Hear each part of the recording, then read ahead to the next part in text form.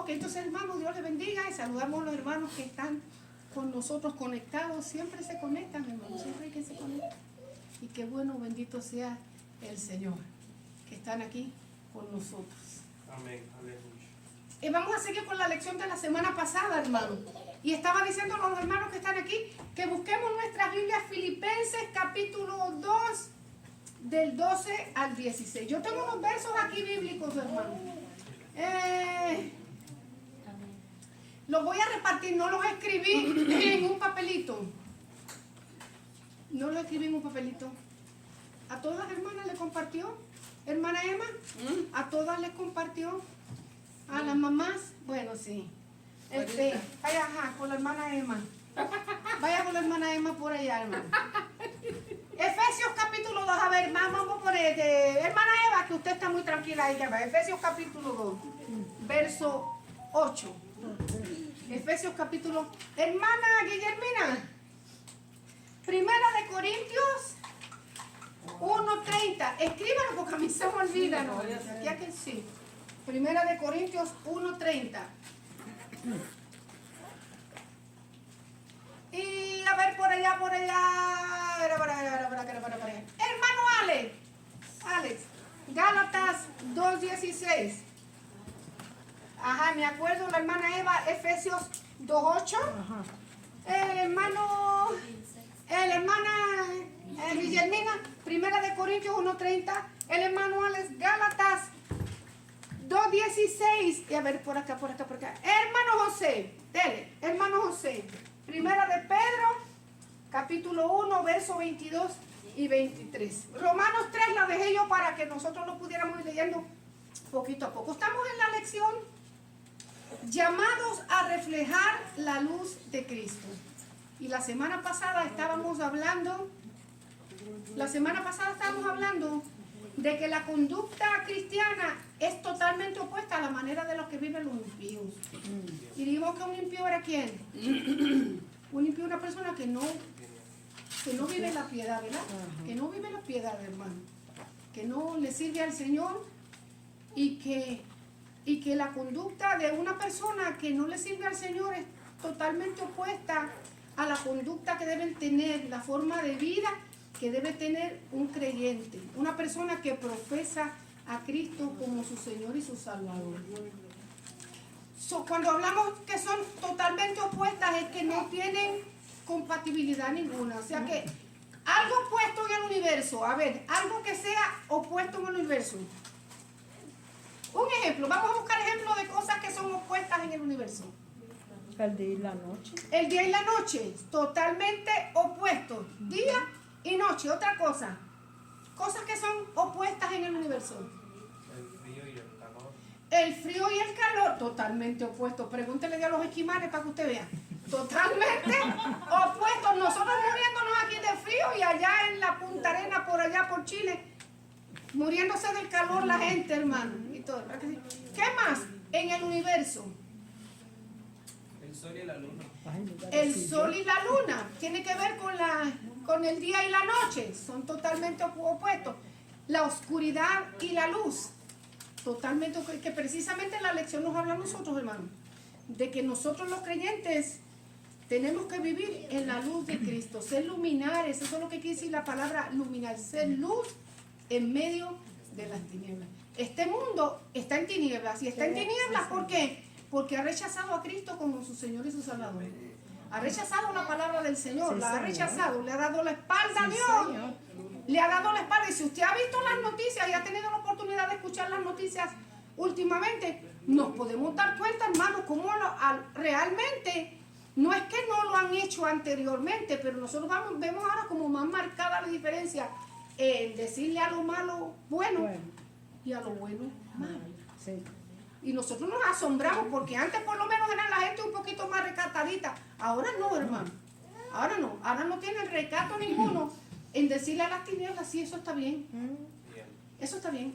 Y en rechazar lo que Dios abiertamente en su palabra nos prohíbe. Porque hay cosas, hermano, que Dios prohíbe en su palabra, y aunque el hombre se tuerza y se vuelva al revés, de todas maneras Dios lo dice en su palabra y punto. O sea, Dios no va a cambiar lo que está establecido en su palabra, ni por su opinión ni por la mía. Amén. Ni por la opinión del impío, ni por la opinión del converso, del cristiano.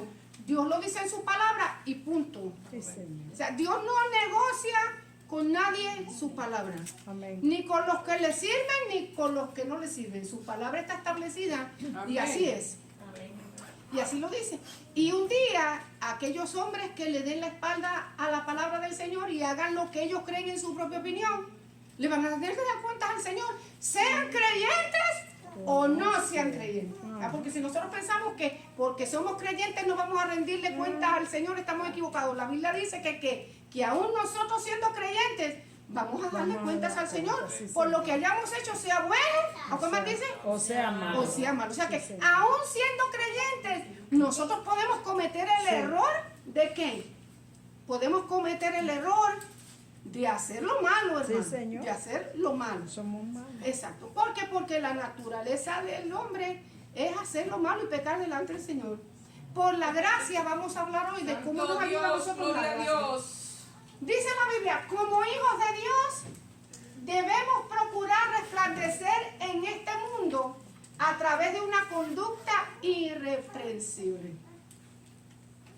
Gloria a Como Dios. hijos de Dios, debemos procurar. ¿Qué dice la palabra procurar? Más o menos, procurar. Tratar, hacer nuestro mejor esfuerzo por resplandecer en este mundo a través de una conducta irreprensible. Entonces, ¿de qué vamos a hablar entonces en la lección de hoy? ¿Nos va a hablar de qué? De una buena conducta. Amén. De cómo nos debemos comportar, siguiendo el tema de la semana pasada. Cómo nos debemos comportar siendo creyentes. Tenemos que estar, hablamos de cosas que son opuestas en el universo, ¿verdad que sí? Sí. En el mundo natural. Pues en el mundo espiritual, la luz y las tinieblas son totalmente opuestas. No hay un término medio.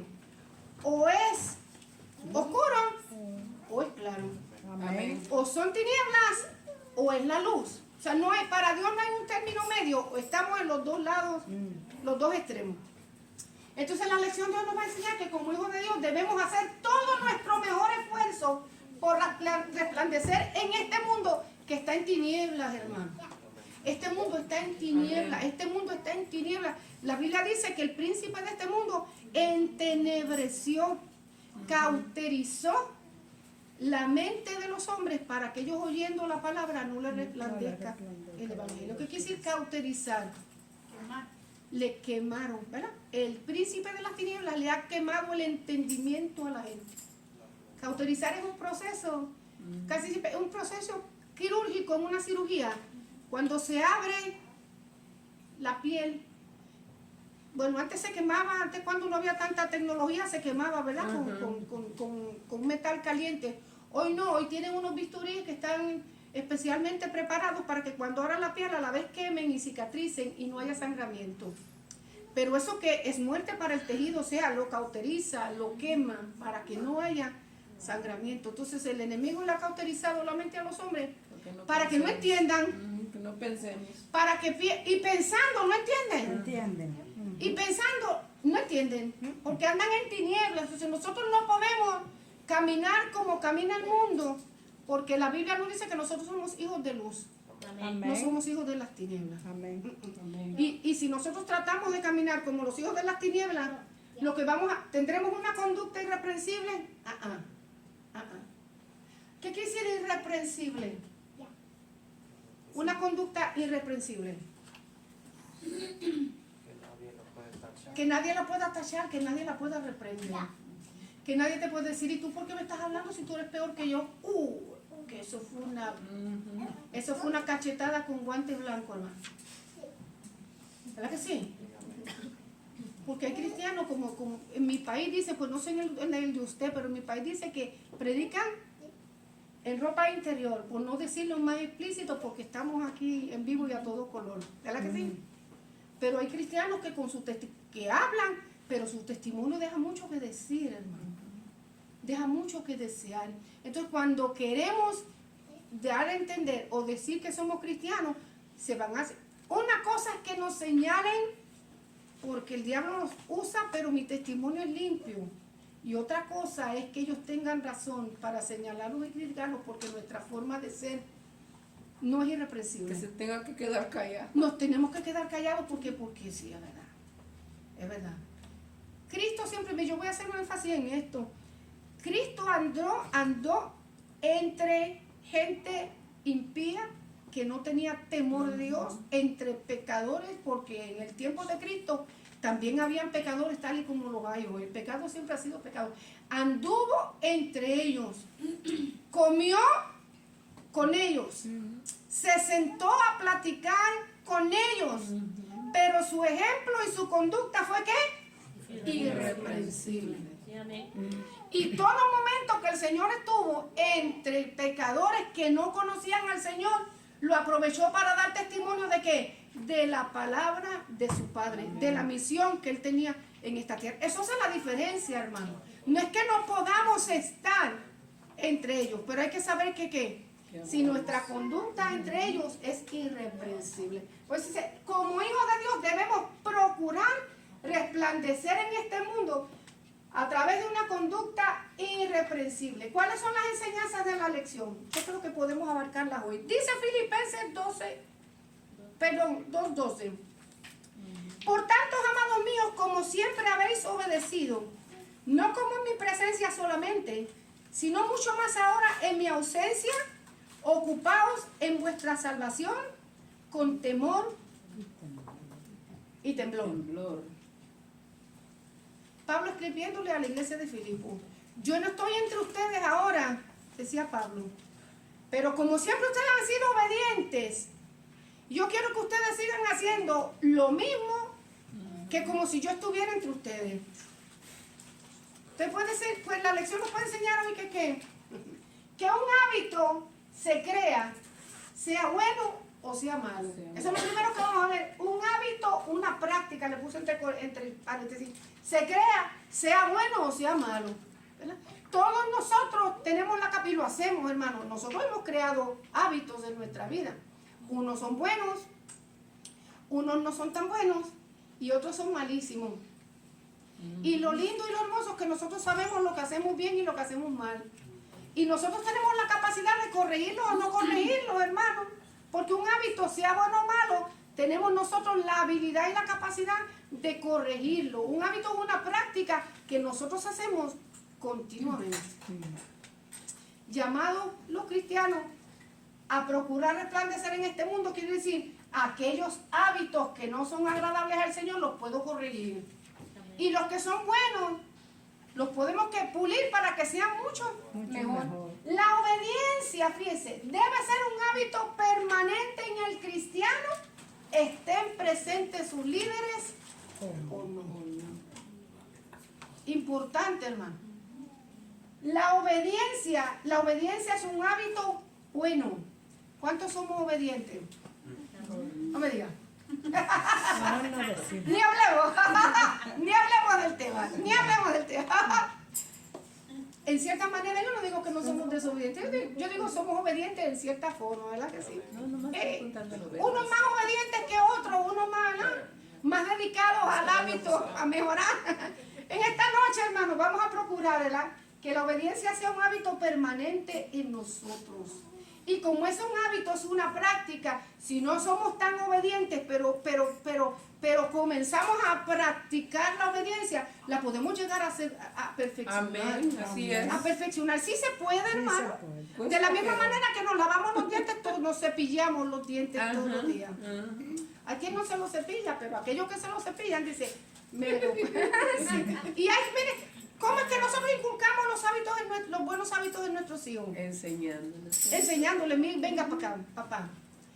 Era cuando nuestros hijos empiezan a tener sus primeros dientecitos, los llevamos al dentista. Hoy en día el dentista los quiere ver hasta los 6 meses. Nomás le sale el primer diente y enseguida le hacen a la appointment. Tráemelo acá, que hay que ponerle un casquillo, que hay que ponerle fluoruro, que hay que hacerle esto. Y si lo dejan le ponen hasta braces. En el primer diente. Bueno, sigue. Inculcamos buenos hábitos, le dan su cepillito de dientes, le dan su pastita, ¿verdad? Y usted le enseña al bebé, le enseña a pasarle un pañito así, con fluoruro, que se yo, con la pastita de dientes. No compre cualquiera porque se la traga, pero ve así. Y vamos inculcando buenos hábitos. Al comer lo mismo, nuestros hijos van haciendo la práctica de un hábito y usted como papá quiere que sea bueno. Ahora, si usted como padre no tiene buenos hábitos, ¿se los podrá inculcar a sus hijos? No. No, si nosotros como padres no tenemos buenos hábitos, no se los podemos, a menos que no modifiquemos nuestra conducta y empecemos a hacer las cosas bien hechas. Caramba, no me cepillo los dientes todos los días, pero de hoy en adelante lo voy a hacer 2 veces. Son los últimos que tengo. Y si se me caen estos, yo siempre le digo a los jóvenes, esos son los últimos dientes que vas a tener en tu vida. Tienes que cuidarlos porque si pierdes uno vas a tener que ponerte una muela de esa de embuste. ¿Verdad que sí? O una corona.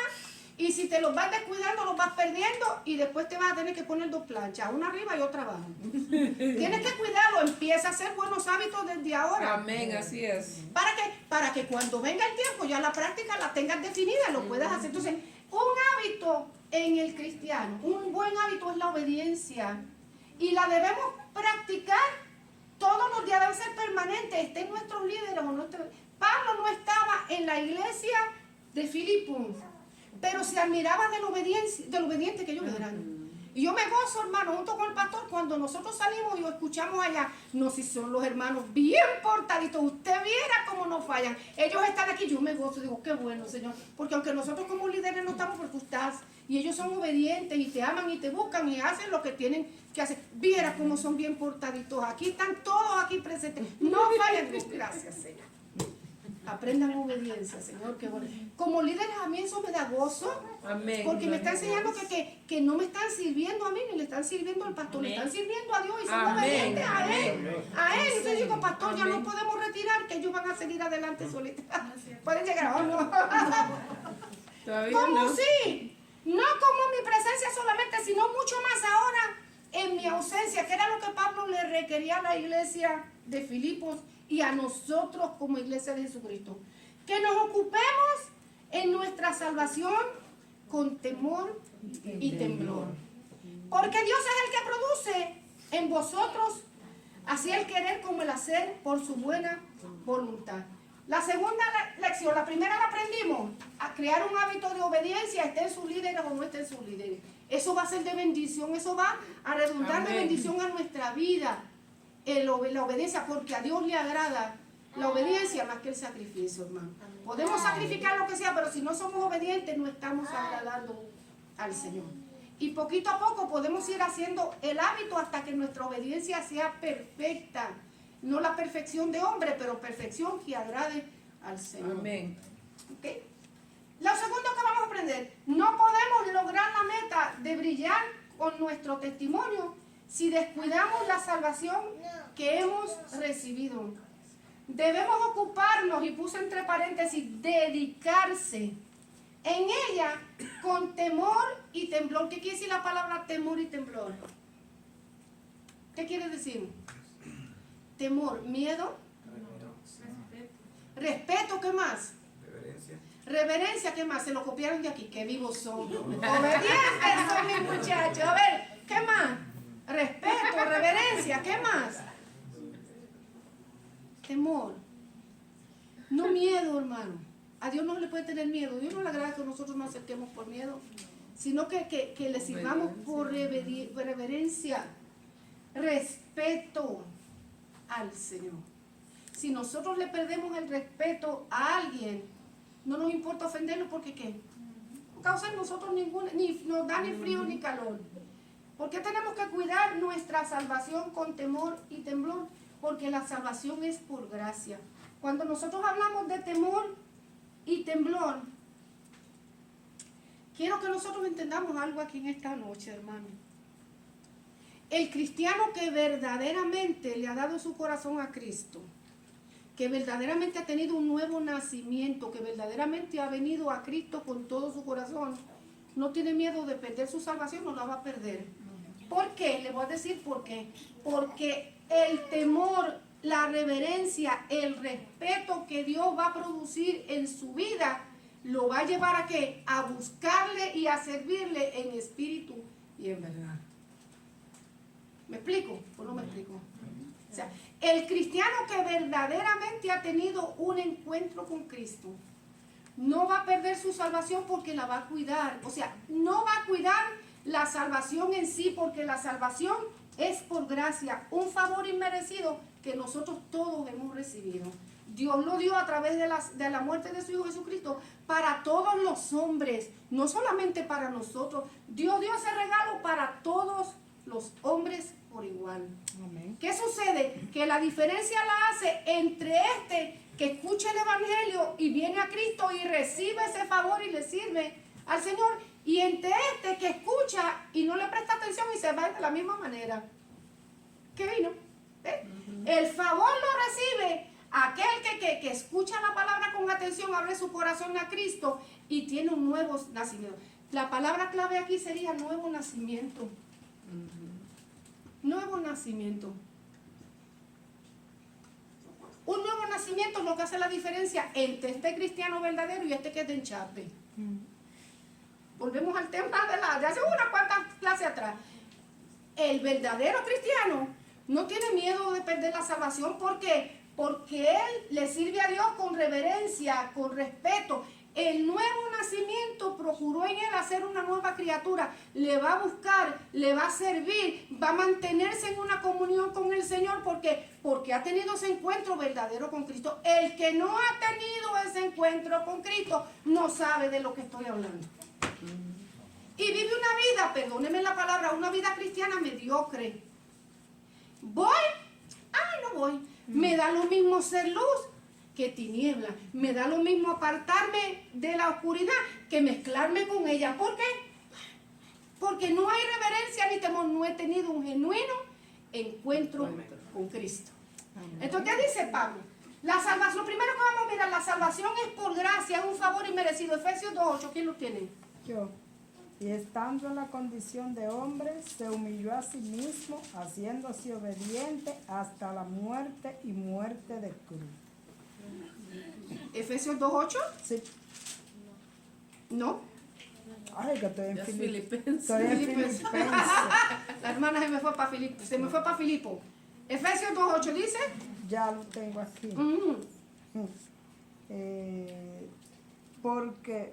Porque por gracia soy salvo por medio de la fe, y esto no de vosotros, pues es don de Dios.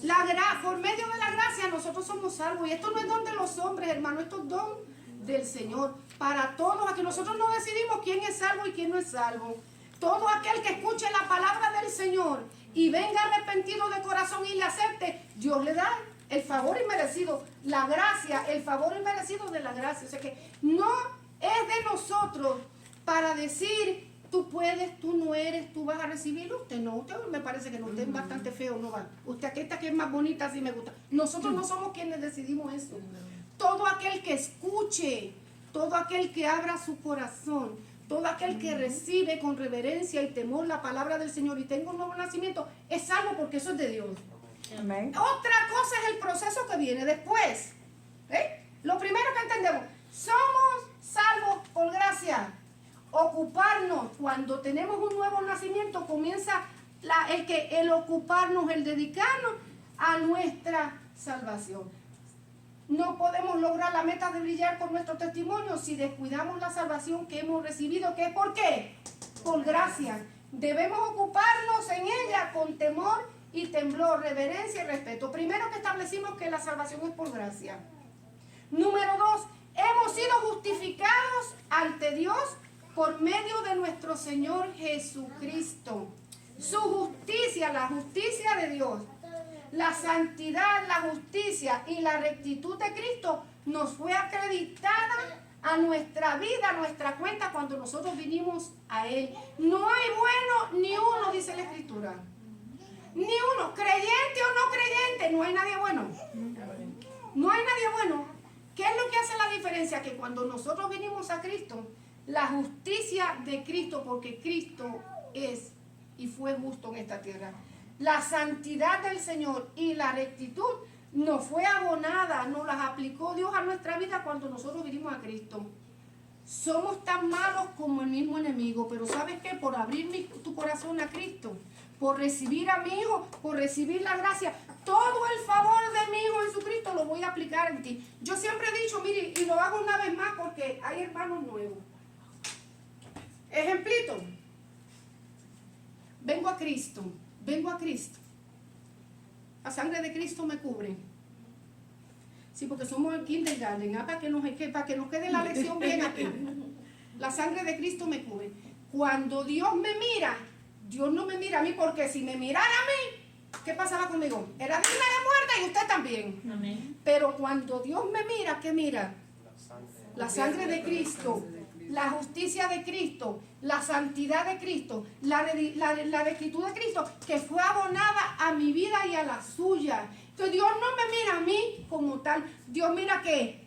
A Cristo en mí. La sangre de Cristo que me cubre, la sangre de Cristo que lo limpia, la sangre de Cristo que lo perfecciona. La bendición de Dios está sobre su vida y sobre la mía. ¿Por qué? Porque la rectitud, eso es lo que quiere decir que hemos sido justificados. Hemos sido justificados, quiere decir que hemos sido declarados justos delante del Señor. Amén. Y cuando nosotros venimos a Cristo, no venimos a Cristo a orar al Padre. Padre mío, míreme que yo soy tan bueno y me porté tan bien hoy. Usted viera cómo yo me porté bien hoy, papá. ¿Y qué? No hacemos eso, ¿verdad que no? Como Cristo nos enseñó que oráramos al Padre, ¿verdad? En el nombre de Jesucristo yo vengo. Me recibes en el nombre de Jesucristo. Todo lo que hagamos lo hacemos en el nombre de Jesucristo. Porque Dios justificándonos por Cristo delante de su presencia. Entonces, debemos procurar, hermanos, porque tenemos la justificación de Dios en nuestra vida a través de Cristo, de vivir una vida ¿qué? Una conducta irreprensible. Que Dios nos bendice, si nos bendice, hermano. Que Dios nos levanta, claro. Dios mira a sus hijos en la obediencia y Dios la premia. Dios premia la obediencia en sus hijos. Nos mira a nosotros, pero nos ve que a través de la sangre de Jesucristo. ¿Quién tiene? Vamos a ver Romanos 3, vea ya conmigo, Romanos, que yo quiero terminar esta lección hoy, hermano. Romanos capítulo 3, miren lo que dice aquí. Vaya conmigo, Romanos capítulo 3, del 21 al 30. Bueno, ahí le voy a... Saltamos 2 o 3 versitos. Dice, pero ahora, aparte de la ley, se ha manifestado la justicia de Dios, testificada por la ley y por los profetas. La justicia de Dios por medio de la fe ¿en quién? ¿Para quiénes? Para todos los que creen en Él. ¿Por qué? Porque no hay diferencia. ¿Qué más dice? Por cuanto todos pecaron y están destituidos de la gloria de Dios. Quiere decir que no hay diferencia entre los hombres porque todos hemos pecado. La justicia de Dios se manifiesta ¿para quiénes? Para aquellos que han creído en Él. Dice, siendo justificados gratuitamente por su gracia, mediante la redención que es ¿en quién? En Cristo Jesús. A quien Dios puso como propiciación por medio de la fe en su sangre, para manifestar su justicia, a causa de haber pasado por alto en su paciencia los pecados pasados, con la mira de manifestar en este tiempo su justicia, a fin de que Él sea el justo y el que justifica al que es de la fe en Jesús. ¿Dónde pues está la jactancia? Queda incluida. ¿Por cuál ley? ¿Por la de las obras? No, sino por la ley de la fe. Concluimos pues que el hombre justificado por fe sin las obras de la ley es Dios, solamente Dios de los judíos, no es también Dios de los gentiles, ciertamente también de los gentiles, porque Dios es uno y Él justificará por la fe a los de la circuncisión, o sea, a los judíos, y por medio de la fe a los de la incircuncisión. Quiere decir que lo único que puede justificar al hombre delante de Dios es la fe en Jesucristo. Es un favor inmerecido. Amén. Es el único, hermano. No hay nada bueno en nosotros que podamos hacer. Claro, nuestras obras y nuestro comportamiento en una conducta irreprensible viene del conocimiento de la verdad y de la madurez. Cuando estamos hablando de salvación, estamos hablando de ¿qué? De madurez espiritual. Ocúpate de la salvación, porque la palabra salvación no solamente en el término que nosotros la conocemos, pecadores que hemos sido rescatados. La salvación también habla de madurez, también habla de una vida fructífera, también habla de un comportamiento. Hemos sido salvos por la gracia de Jesucristo. Ahora tenemos que ocuparnos, dedicarnos en nuestra madurez, en nuestra salvación, en nuestra conducta cristiana, con temor y temblor, o sea, con reverencia y con respeto delante del Señor. Se produce que un cambio, se produce un cambio. Una vez que somos salvos, empieza el proceso del cambio y la transformación. Eso es obligatorio en todo aquel que ha nacido de nuevo. Es que la misma comunión nos lleva a nosotros a qué. Dice, Dios es el que produce en vosotros, Dios es el que en vosotros produce, así el querer como el hacer por su buena voluntad. Hemos sido justificados ante Dios por medio del Señor Jesucristo. La justificación es el medio por el cual el creyente es puesto otra vez en una relación adecuada con Dios, a quien habíamos ofendido a causa de nuestras malas obras. Somos declarados justos. Usted y yo, hermano, no tenemos por qué tener miedo si es que hemos nacido de nuevo y vivimos una vida irreprensible. Nosotros estar delante de la presencia del Señor, hermano, porque tenemos paz con Dios. Y la paz con Dios se siente.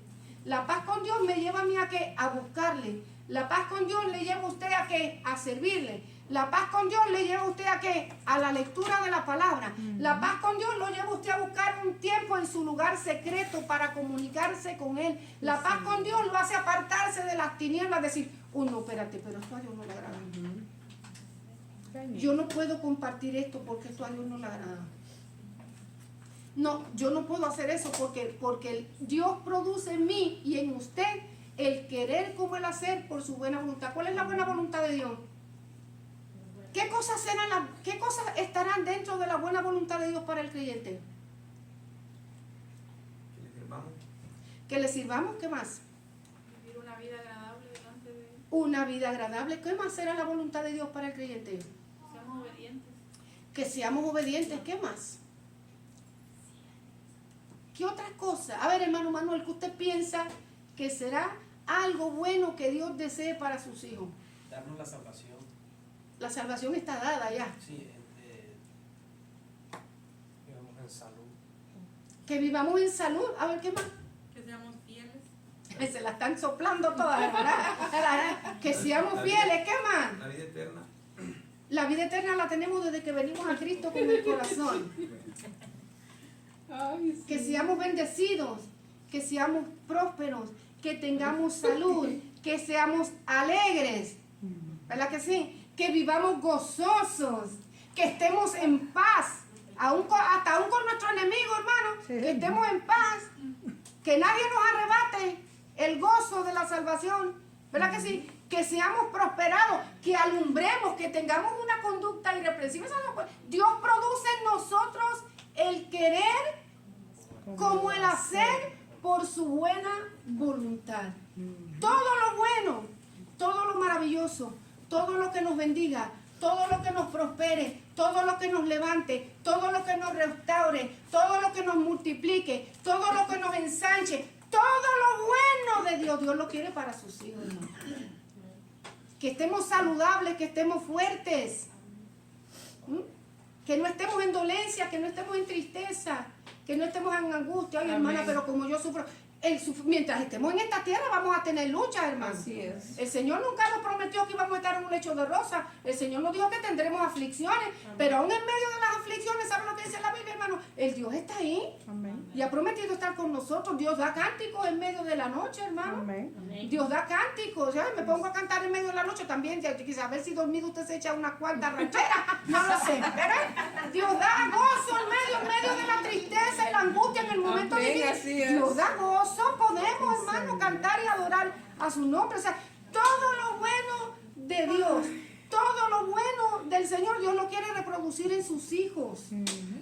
O sea, no hay por qué estar con un espíritu amargado, no hay por qué estar con un espíritu triste, no hay por qué estar, hermano, en medio de la necesidad. Está bien, Padre. ¿Qué dice tu palabra? No he visto justo desamparado, ni su simiente que me quede de pan. Me voy al Señor. Eso dice tu palabra. Amén. Yo me voy a fincar. Es tu palabra que lo dice, Amén. papá. Yo voy a esperar en ese. Ahí me vas a dar, porque ahí lo dice, me va a suplir toda mi Amén, necesidad. amén. O sea, todo lo bueno de Dios, Dios quiere reproducirlo en sus hijos, hermano. Sí, No hay por qué amén. vivir una vida cristiana, hermano, tan así, tan amargada, como que, ay, otra vez para la casa del Señor. Caramba, pero tan bueno que está ahí el juego de los Spurs hoy. Tan bueno que estaba el último juego de la Copa Mundial. Nos quedamos en la casa, viendo el juego. A Messi, Dios, Dios, hermano, mire, o sea, no quiero decir que ya lo haya visto, pero bueno. Lo que le quiero decir, hermano, lo bueno Dios lo reproduce en nosotros. Amén. El cristiano obediente que se ocupa con temor y temblor, en la palabra dice, hoy juega Messi, o no me acuerdo cómo se llama el muchacho. Y es el último juego, caramba, es el último juego de Messi ahí va. Pero hoy hay servicio de oración, papá. Y hay una lucha, a mí nadie me diga que no hay una lucha entre el espíritu y la carne. Sí. Yo necesito buscar a Dios, pero también aquí está el juego de Messi. El cristiano que ha nacido de nuevo y tiene una buena relación con Dios, no adivinen, no, porque los adivinos no entran. ¿Qué va a hacer? Papá, usted sabe que yo tengo ganas de ver a Messi hoy. Usted sabe que yo tengo, pero me voy a la casa del Señor, Amén. porque yo necesito buscarle tu Da presencia. mejor resultado. Que lo deje grabando, papá, eso es otra cosa. Lo voy a dejar grabando aquí. El No, que si puede. lo voy a dejar grabando aquí, pero me voy a la casa. Y si lo dejo grabando, me va a servir de tropiezo porque va a estar pensando, ay, si se me gasta, y si se me apaga, y si no veo, ay, el gol, ay, que lo que mira, olvídese de eso. O sea, ¿vemos la diferencia, hermano? Amén. No quiere decir que un día nosotros no lo hagamos, pero hay cosas que son buenos hábitos y los buenos hábitos se crean, así sean buenos o malos, hermano. Somos extremistas, yo soy radical. Extremista hasta lo último, hermano. Porque es que es así. Es que no podemos vivir en un tiempo, hermano, que nosotros somos congregación, somos iglesia, somos cristianos o no somos. Vivimos en tiempos peligrosos, Sí, dijo Señor. Pedro. Amén. Tiempos peligrosos, hermano. Y la Biblia nos manda hoy, nos enseña que a ocuparnos de nuestra salvación con temor Temblor. y temblor. Y temblor. Dios es el que produce en nosotros el querer como el hacer por su buena voluntad. Ocuparnos en nuestra salvación está relacionado con vivir en constante comunión con Dios. Mi comunión, mi relación con Dios es la que determina prioridades en mi vida. Amén. Pues hay un refrán que dice que yo no le puedo pedir peras al olmo, ¿verdad que no? Hay cristianos inmaduros y yo no le puedo pedir a ellos que den buen fruto porque son inmaduros. Yo lo que puedo orar, Señor, ayúdalos a madurar. Amén. Que esto no sea una excusa porque cuando soy un cristiano inmaduro, corro peligro de descuidar la salvación que he recibido. Ese es el peligro de la inmadurez. Descuidar la salvación que yo he recibido. El ocuparnos en nuestra salvación está relacionado con vivir una constante comunión con Dios. Mira lo que dice, todos los descuidos espirituales están vinculados, unidos a un abandono de la búsqueda del Señor. Sin comunión no hay consolación. ¿Cómo yo sé? ¿Cómo yo sé? O como cualquier cristiano. Me voy a poner yo de ejemplo para que usted no se vaya a ofender. ¿Cómo yo sé que un creyente o un miembro de la congregación se está deslizando como pastor?